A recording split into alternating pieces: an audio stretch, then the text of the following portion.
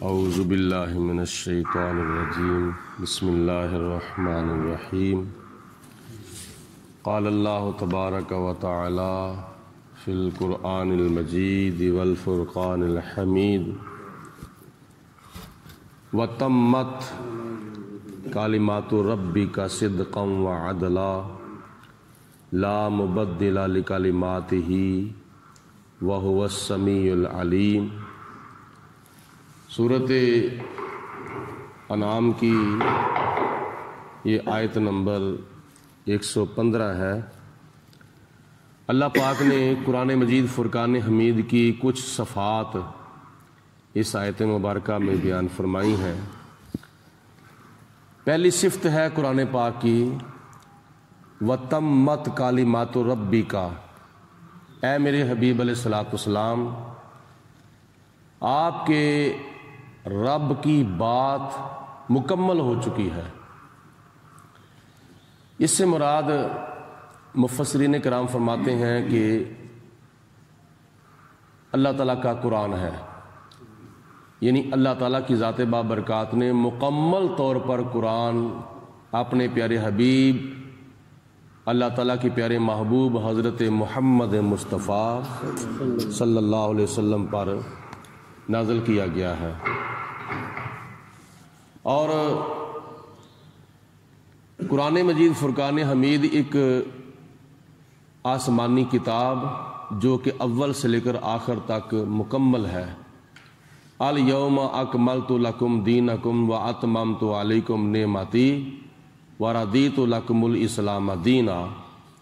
جب حضور علیہ الصلوۃ والسلام نے خطبہ حجۃ الوداع ارشاد فرمایا تو اس وقت اللہ تعالیٰ نے ارشاد فرمایا کہ آج ہم نے آپ کا دین آپ کے لیے مکمل فرما دیا ہے۔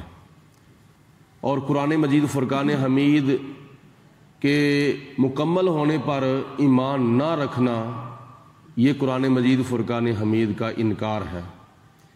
اس کی 7 منزلیں ہیں، اس کے 30 پارے ہیں، اس کی 114 صورتیں ہیں، اس کے 540 رکوع ہیں، اس کی 6666 آیات بینات ہیں، اور یہ مکمل کتاب ہے، یہ نامکمل نہیں بلکہ یہ مکمل کتاب ہے۔ دوسری صفت قرآن پاک کی یہ ہے کہ صدقاً، اس کے اندر سچ ہی سچ ہے، جھوٹ کا وہم اور گمان بھی نہیں کیا جا سکتا، جھوٹ کا تصور بھی نہیں کیا جا سکتا۔ وعدلا، اور یہ اللہ تعالیٰ کا عدل ہے، اللہ تعالیٰ کا یہ انصاف ہے۔ اس میں اللہ تعالیٰ کی ذات نے فیصلہ کر دیا ہے کہ قیامت کے دن کافر لوگ جہنم میں جائیں گے اور مسلمان جو ہیں وہ جنت میں جائیں گے۔ جو قرآن پاک کے اندر اللہ تعالیٰ نے فرمایا ہے وہ قیامت کے بارے میں بھی فرمایا ہے کہ قرآن پاک کیا کہتا ہے کہ قیامت کے دن کیا کیا فیصلہ ہوگا، وہ فیصلے اللہ تعالیٰ نے قرآن پاک میں فرما دیے ہیں۔ 3 صفتیں، اور چوتھی صفت یہ ہے لا مبدل لکلماتہ، اور اللہ تعالیٰ کی باتوں کو کوئی بدلنے والا نہیں ہے، اللہ تعالیٰ کے احکامات کو کوئی چینج نہیں کر سکتا۔ قرآن پاک میں جو خدا تعالیٰ نے فرما دیا ہے وہ دنیا میں ہو رہا ہے اور قیامت کے دن وہ ہوگا، اور اس کے اندر تبدیلی کرنے والا کوئی بھی نہیں ہے، کسی کی جرت نہیں ہے کہ اللہ تعالیٰ کے احکامات کے اندر تبدیلی کر سکے۔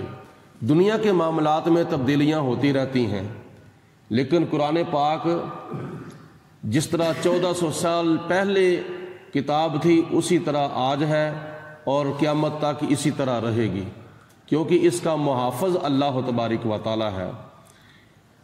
انا نحن نزلنا الذکر وانا لہ لحافظون، بے شک اس قرآن کو نازل بھی ہم نے کیا تھا اور اس کی حفاظت کا ذمہ بھی خود ہم نے لیا ہے۔ قرآن پاک نازل کرنے والا بھی خدا ہے اور اس کی حفاظت کرنے والا بھی خدا ہے۔ آج اگر کوئی قرآن مجید فرقان حمید کی بے ادبی کرتا ہے یا اس کو آگ لگاتا ہے تو وہ کتنے کو قرآن پاک ساڑے گا، کتنے کو قرآن پاک جلائے گا۔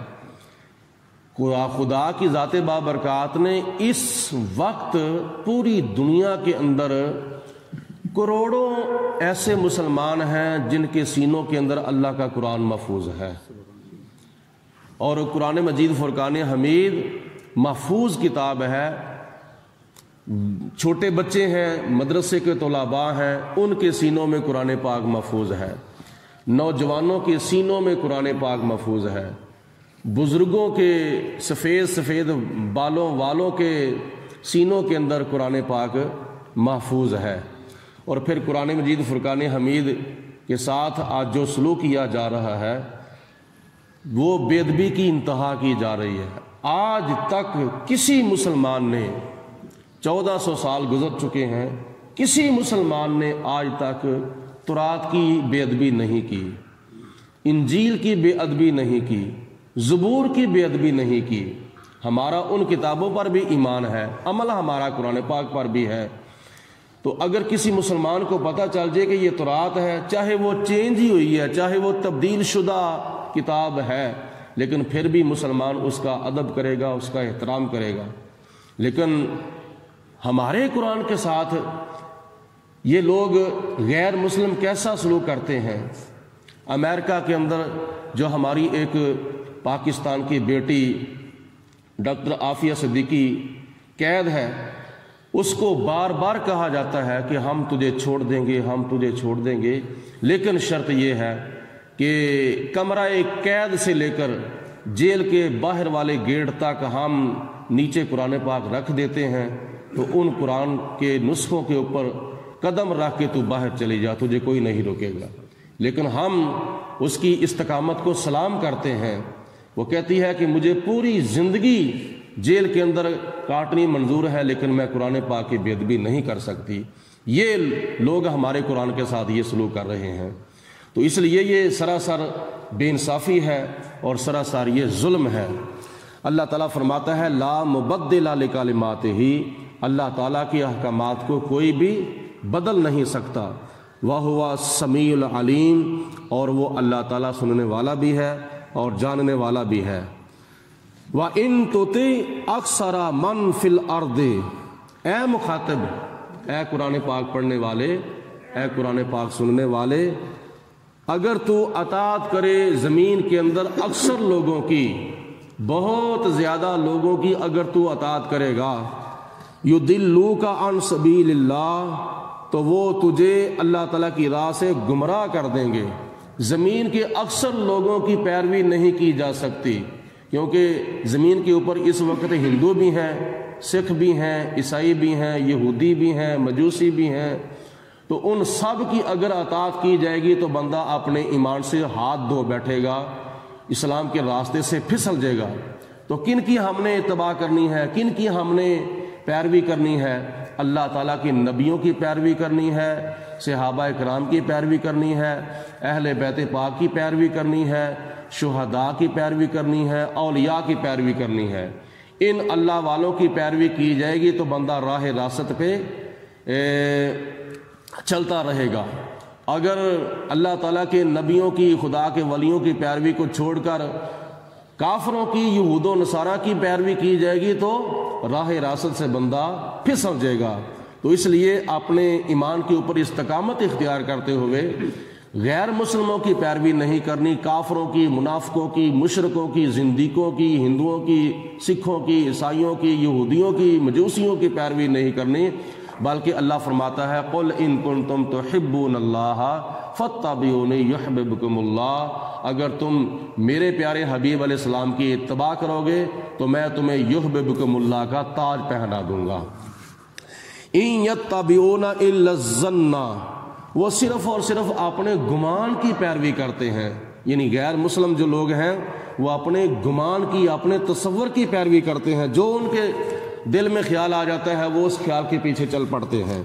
وَإِنْهُمْ إِلَّا يَخْرُصُونَ، اور وہ صرف اور صرف قیاس آرائیاں کرتے ہیں، اپنے دماغ سے سوچتے ہیں، جو بات ان کے دماغ میں آتی ہے یا جو ان کے مقصد کی بات ہوتی ہے اس کی پیروی کرتے ہیں، اور جو ان کے خلاف ہوتی ہے وہ اس کی پیروی نہیں کرتے۔ اور قرآن پاک چونکہ یہود و نصارہ کے مطابق، ہندوؤں سکھوں کے مطابق نہیں آیا، قرآن پاک تو اللہ تعالیٰ کی رضا کے مطابق اور اپنے پیارے حبیب علیہ الصلوۃ والسلام کی ادا کے مطابق آیا ہے۔